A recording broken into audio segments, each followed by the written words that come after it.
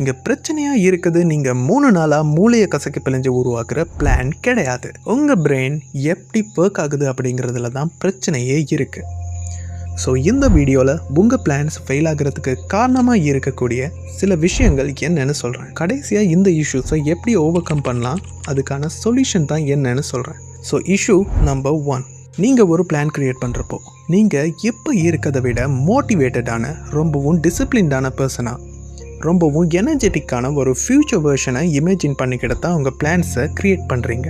Most of the people இந்த மாதிரியான பர்ஃபெக்டான ஒரு ஃப்யூச்சர் வெர்ஷனை இமேஜின் பண்ணிக்கிட்டு தான் அவங்க பிளான்ஸை க்ரியேட் பண்ணுறாங்க.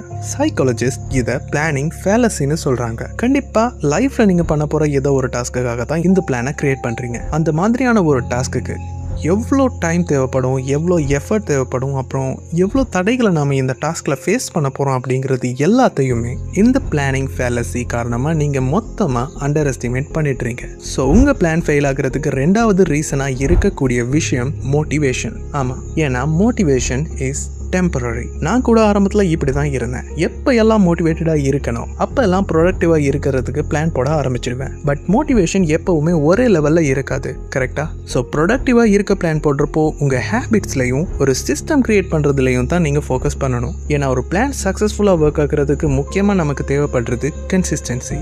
இஷ்யூ நம்பர் 3, நீங்கள் கேள்விப்பட்டு இருப்பீங்களா இல்லையான்னு தெரில, பட் உங்கள் பிளான்ஸ் ஃபெயில் ஆகிறதுக்கான இன்னொரு ரீசன் தான் டிசிஷன் ஃபட்டிக் அப்படிங்கிற விஷயம். த்ரூ அவுட் த டே நீங்கள் எடுக்கிற எல்லா முடிவும் உங்கள் மென்டல் எனர்ஜியோட சம்மந்தப்பட்டு இருக்கு. நான் அப்புறமா அதை கிளியர் பண்ணுறேன்.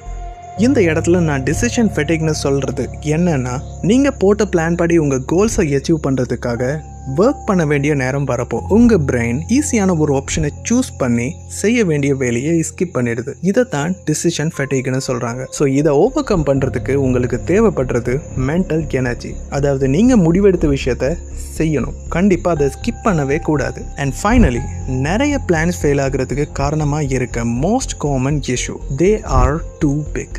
நீங்கள் இந்த இடத்துல தான் ஒரு விஷயத்தை தெளிவாக புரிஞ்சுக்கணும். ஹியூமன் பிரெயின் எப்போவுமே ஹியூஜ் டாஸ்க்ஸை ஒரு த்ரெட்டாவோ இல்லை ஒரு ப்ரெஷராகவோ தான் பார்க்குது. ஸோ உங்களை அறியாமலேயே உங்கள் பிளான்ஸ் ரொம்ப பெருசாக இருக்கப்போ நீங்கள் அதை ஸ்கிப் பண்ணி நாளுக்கு நாள் தள்ளி போட ஆரம்பிக்கிறீங்க. ஸோ எது எல்லாம் தான் உங்கள் பிளான்ஸ் ஃபெயில் ஆகிறதுக்கு காரணமாக இருக்க இஷ்யூஸாக இருக்கப்போ இதுக்கான சொல்யூஷன்ஸ் தான் என்ன?